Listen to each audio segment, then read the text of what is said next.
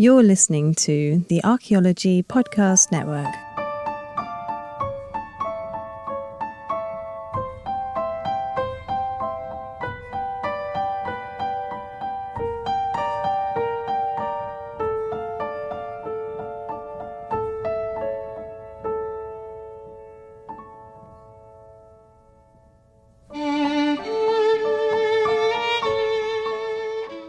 Welcome to the Past Macabre, where we journey through history to uncover how our relationship with death reflects the values, fears, and hopes that shape the way people live.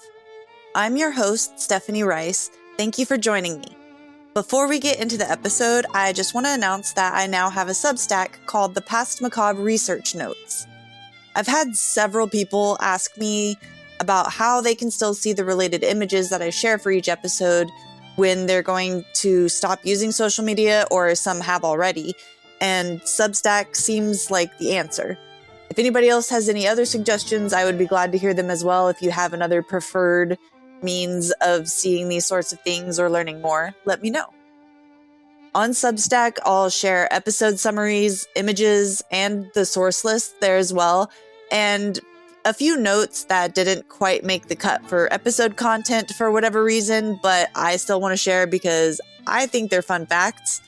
So every article will be free for the first few weeks after it comes out, and if you choose to subscribe to support my work, you'll have unlimited access to all of the articles and bonus content.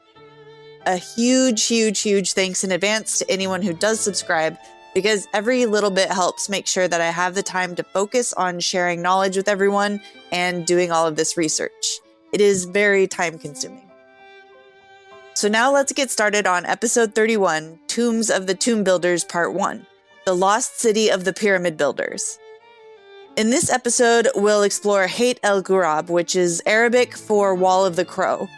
It's an Old Kingdom settlement that's named after the monumental ancient wall that the settlement was built next to. The wall has been seen as a sacred structure for thousands of years, and still is. Not only during the Old Kingdom, it actually does have burials from the dynastic, Roman, and Byzantine periods, as well as one of the oldest Islamic cemeteries in the world.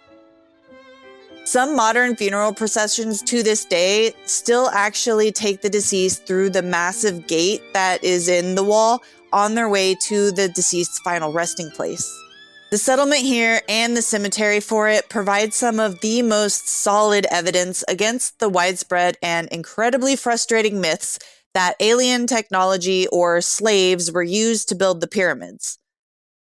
Heit el-Ghurab shows us that a very diverse group of perfectly ordinary humans from all across Egypt worked, lived, and thrived here as they built what became the most iconic monuments of Egypt. So now, let's explore what we know about the town at the Wall of the Crow. The Giza Plateau is famously home to the Great Pyramid of Khufu, the Pyramid of Khafre, the Pyramid of Menkaure, and the Great Sphinx. But there's actually a lot more to the area than just those famous monuments. Since most photos of them try to make it seem like the pyramids stand alone in the desert, with the modern city creeping as close as it can get to the sacred site, I was surprised by how many ancient structures are actually around the pyramids whenever I first visited. Surrounding them are several massive complexes of temples and courtyards and tombs of the wives, relatives, and the most trusted advisors of the kings that were buried here. If you've ever taken a camel or a horse ride around the pyramids, you've actually ridden right past this giant wall. But due to how much there is to see around the pyramids, understandably, most tourists miss this monumental ancient wall that's about 400 meters or a quarter mile southeast of the Sphinx. And generally, as I said, most of the trails that are ridden on the horses or the camels, they go around the area in order to see all of the pyramids, and you ride past that wall. The wall is named Heit el-Ghurab, which means Wall of the Crow in Arabic. There are no carvings along the wall that identify it, no crows or anything like that. I've been told that it was called the Wall of the Crow because the adjacent cemeteries and the funeral processions have always drawn crows who would sit along the wall And so that name stuck with the locals, and it has been that way for centuries. It was so unassuming and had been associated with more modern burials for so long that Egyptologists didn't really pay much attention to it until 1988, which, given how long archaeology has been going on in Giza and the Giza Plateau, that's fairly recently in the history of Egyptology. When archaeologists did start excavating here, they discovered an entire purpose-built settlement on the southern side of the wall that dates to when the pyramids were built. This is where the workers would have been housed as they were completing these massive monuments. Otherwise, the closest actual city would have been Mennefer or Memphis, and I tried to do that walk. It's roughly a 4.5-hour walk, and I got halfway through and gave up, and I was there during the winter time. That's not a reasonable commute for a workday in the summertime or springtime, anytime when it gets over 90 degrees Fahrenheit. Plus, it wasn't only the workers who came from Mennefer who were working on the pyramids. This was a massive project there was a huge collaboration with people who came from all over Egypt. And so it was necessary to build this settlement in order to support the people who were building these tombs. Heit el-Ghurab is also known as the lost city of the pyramid builders because we love our lost cities when naming all of these sorts of places when we find them. I mean, who doesn't romanticize finding a lost city? It's basically like the mining and steel company towns of the 19th and 20th century. This would have been built specifically for this purpose. It wasn't something that was kind of taken over that was already here. This was brand new and left as soon as it was no longer needed. It housed and provided for the workers who built the Great Pyramid of Khufu, which was the first built there, and then the Pyramid of Khafre, which was the second. And then it was abandoned whenever the construction on the Pyramid of Menkaure stopped, which stopped right after he died, almost completed, but not fully completed. Because after that, royal burials stopped happening here at the Giza necropolis, and they moved to a different area. So once this place was no longer needed, they packed up everything that they could, even broke down some of the workshop buildings that were made of more portable bricks, and they took off. The foundations and the evidence of the buildings that remains show that there were likely barracks for the workers, and lots of them. These barracks had sleeping platforms, and based on the number of platforms and tests done by archaeologists, 40 people can comfortably live in each of these barracks, which the number 40 actually tracks with a lot of Old Kingdom texts that identify a za, or a work crew, essentially, as 40 people.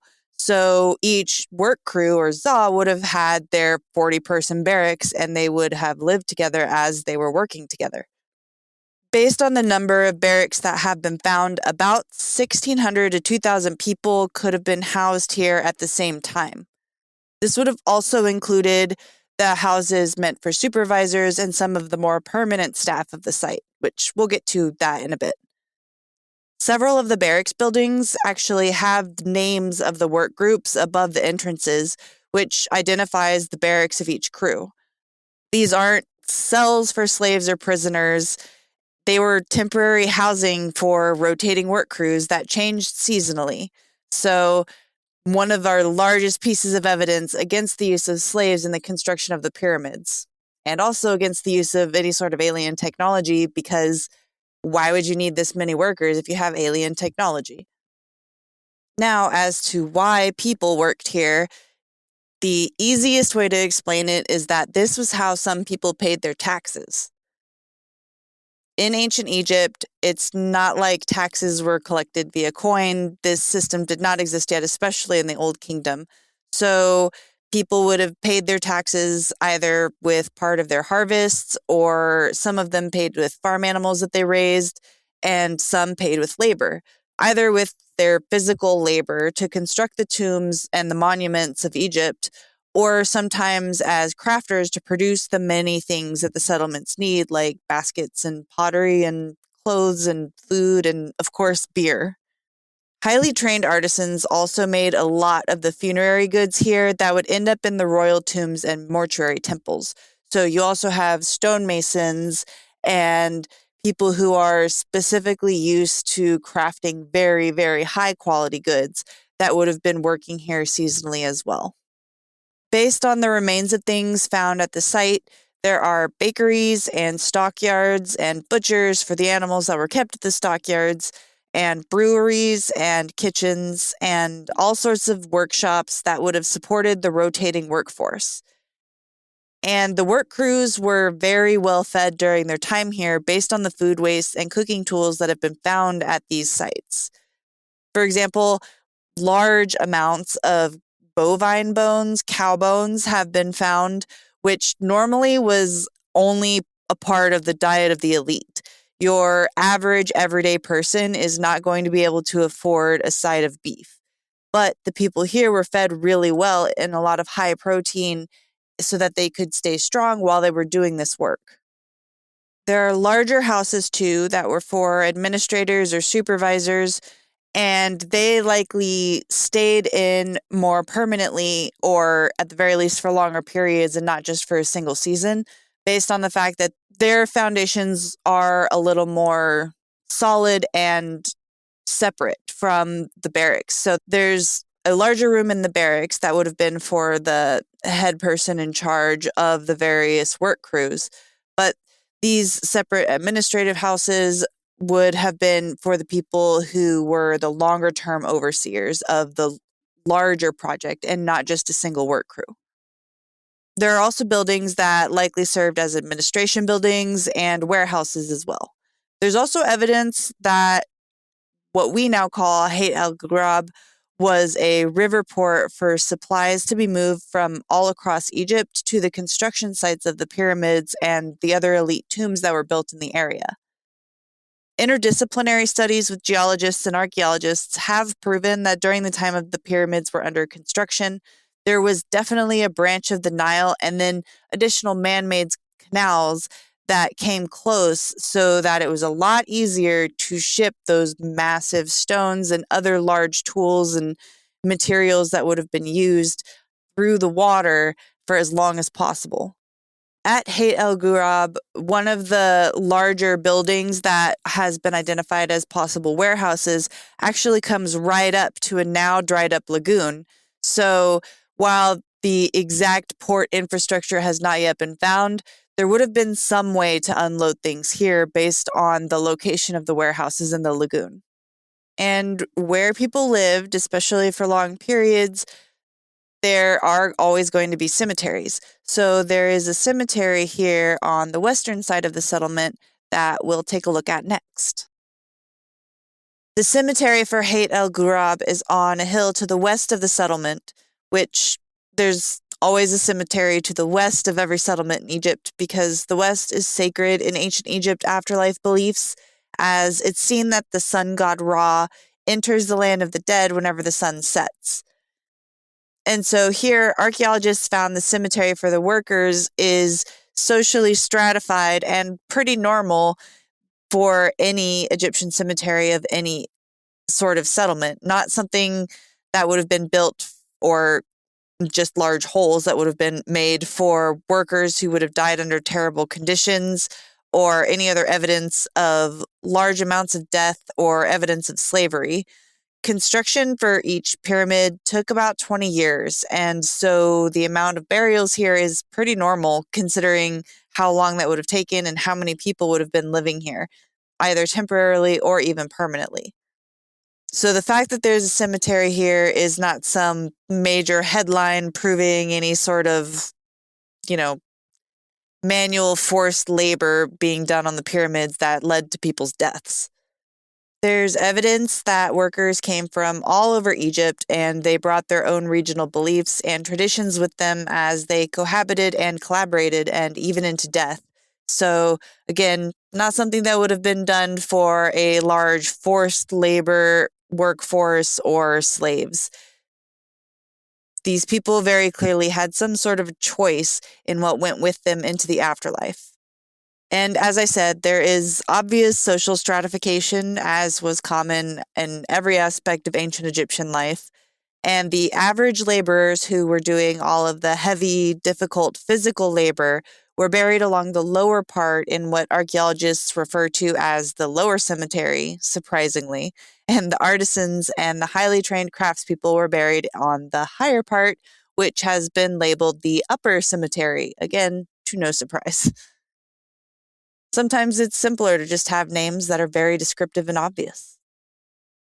The lower cemetery had modest, but actually really well-made tombs that had different types of architecture, as I said, showcasing a bit of this and that from all over Egypt. But one of the most important things is that there are also some small mastaba and some small pyramids here on these tombs of workers. This certainly would not have been done if the people buried here were slaves, because both of these were seen as sacred architecture. This was not something that would have been done for prisoners of war or anyone that they did not care about. People had their choice to be buried here. There's also evidence that people had their extended family buried around them in later periods, as well as they started dying after the person who was first buried here in these smaller mastaba or dome tombs. So again, there was some choice made here and not something forced upon people. And again, slaves would not have been given their family from all over Egypt to come here. The upper cemetery has larger tombs that had some art and more expensive and elaborate grave goods, as is typical of the elite parts of ancient Egyptian cemeteries everywhere. One example of the tombs here is the tomb of Peteti, which is inscribed with one of the very few examples of an actual tomb curse. On the entrance, it says, "Whoever will enter my tomb will be eaten by lions, crocodiles, and hippos." Despite the pharaoh's curse being so famously associated with Egypt, the only royal tomb that actually has a curse is the Pyramid of Pepi I. As I said, this is one of only a handful of examples, and the rest are all found in tombs of officials like Peteti. So we also have another sort of myth that's being debunked by Heit el-Ghurab and the tombs of the former residents here. It doesn't seem very likely that forced laborers would be able to do these sorts of extravagant things with their afterlives. Again, why would somebody waste the money on that for someone who is forced labor or some sort of prisoner of war or something like that? Another example of the larger tombs here is a tomb of the overseer of the artisans, whose name hasn't been identified yet, but they had a massive limestone sarcophagus, like the size and quality that was fit for a royal tomb. And given the structure of ancient Egyptian society, they possibly were a lesser royal family member. Relatives of the king actually held positions of power pretty often, and they were documented in several different texts as overseeing construction on monuments, which were considered very powerful positions.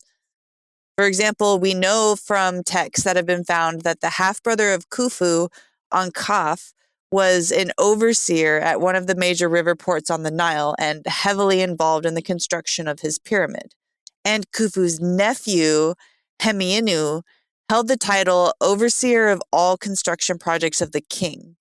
This likely meant that he was the overseer of the entire Great Pyramid construction project, as well as his mortuary temples and any other monuments that are across Egypt that Khufu had built. The details and the amount of time and resources that went into these tombs provide evidence that this cemetery wasn't just a forced necessity due to people dying on the job. Some may have chosen to come back here in death to show that they earned the honor of being buried so close to the sacred pyramid complexes, because it was not every average person who was allowed to do that. Even with the amount of workers that were coming through here, not all of them were buried here. And some of the people buried here may have been the permanent workers who lived here and worked in jobs that supported the settlement for most of their lives and then eventually died of natural causes. There is evidence that accidents did happen, but they actually didn't always lead to death. Forensic analyses have been done on several of the skeletons to help us understand how these people lived and died. And some of the skeletons analyzed show evidence, well, most of them show evidence of hard labor, but there's also a lot of evidence of good medical care. There are broken bones that have been set and healed, and set using some fairly advanced splints given some of the complex fractures and breaks that were found, and obviously healed. There's evidence of people who experienced long periods of severe illness but recovered, and there's evidence of amputations that were performed by the medical personnel here at this site, and people fully healed from them long before their deaths. Amputations were very dangerous in the ancient world, and so this is a pretty good indicator that the medical care here was of high quality. There's even evidence that dental work was done as needed and fairly early on, not after tooth decay had been allowed to fester and make someone very, very sick. So again, a lot of care and effort was put into making sure that all of the workers here were taken care of. Now, again, accidents did happen and some people did die while working, but also not just from the conditions of work or housing. Granted, there probably were accidents given the large stone blocks that are going to be moving around and just the nature of working in these types of construction sites. But there's also evidence that several people died of malaria, which is spread by mosquitoes and an unfortunate fact of life in warm places that have lots of water, like a settlement that's on the branch of the Nile. This wasn't caused by the conditions of the workplace. And in fact, there's not evidence of any mass outbreak like what can happen in places with a lot of stagnant water. So this actually indicates that there was intentional care, again, put into making sure that there wasn't standing water left around, lots of sewage. So there would have been great irrigation going through here as well, which again, a lot of time and effort and resources are necessary to do that we do not see in the archaeological record in places that we know for a fact held slaves. The skeletons that were studied don't show evidence of widespread malnutrition. In the ancient world, and honestly even today, there are frequently chances that someone would experience a period of malnutrition in their life. So I can't say there's no evidence of malnutrition. Whenever someone does experience an extended period of malnutrition, it impacts the bone growth and bone density. So that's how we can identify it in people who have been dead for a long period of time. And the evidence here does not point to anyone dying of it, nor is there evidence of malnutrition in everyone. And again, in places where we know that slavery and large-scale forced labor took place, there's evidence of widespread malnutrition. And that is not the case here. Even in the people that were considered the quote-unquote less skilled laborers because they were doing the heavy lifting and they weren't the highly trained artisans, they were still getting fed very, very well. And so here at the Old Kingdom Cemetery at the Wall of the Crow, we see evidence through the tomb architecture and the burial goods that people are allowed to choose, and the fact that they're allowed to bring extended family with them, the placements of the tombs, and the bodies themselves that are within them, that this was not a construction project run by aliens, not a construction project fueled by slavery. This was actually a very well-oiled machine of sorts, and it was very highly organized and such a large project that took place over 20 years and had seasonally rotating crews out of thousands of people at a time. That's honestly very impressive. There's a lot of modern day project managers that could learn from these ancient project managers that managed to keep this going.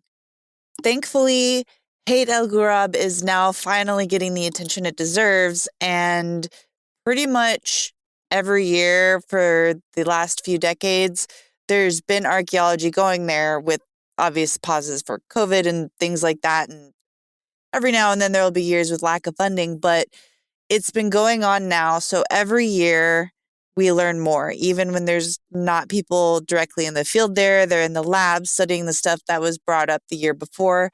So it's been amazing, all of the new information that's coming out more and more about the lives of the people who built the pyramids and all of the funerary complexes around them and how that entire workforce was sustained.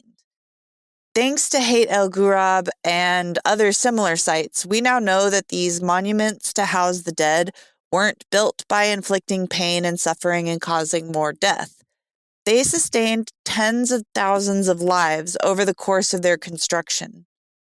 And I personally think that and the logistical feat of getting these monuments built is the true legacy of the monuments, not simply the stone that remains standing. Thanks for joining me for this look at Heit el-Ghurab and the tombs of the tomb builders.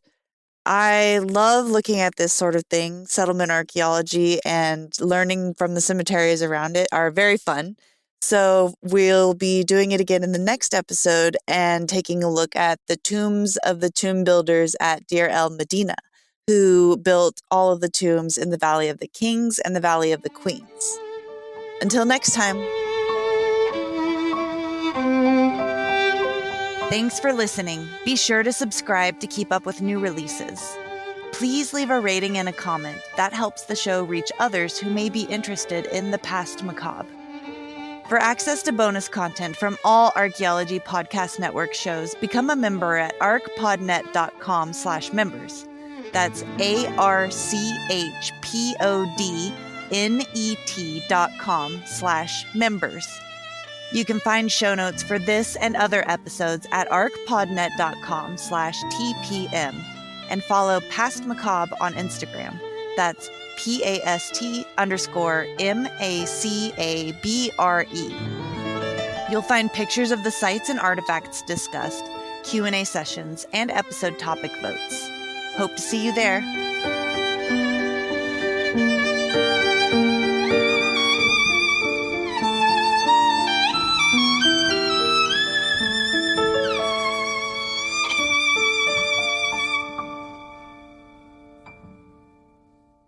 The Archaeology Podcast Network is 10 years old this year. Our executive producer is Ashley Airy, our social media coordinator is Matilda Siebrecht, and our chief editor is Rachel Roden. The Archaeology Podcast Network was co-founded by Chris Webster and Tristan Boyle in 2014 and is part of Cultural Media and DigTech LLC. This has been a presentation of the Archaeology Podcast Network. Visit us on the web for show notes and other podcasts at www.archpodnet.com. Contact us at chris@archaeologypodcastnetwork.com.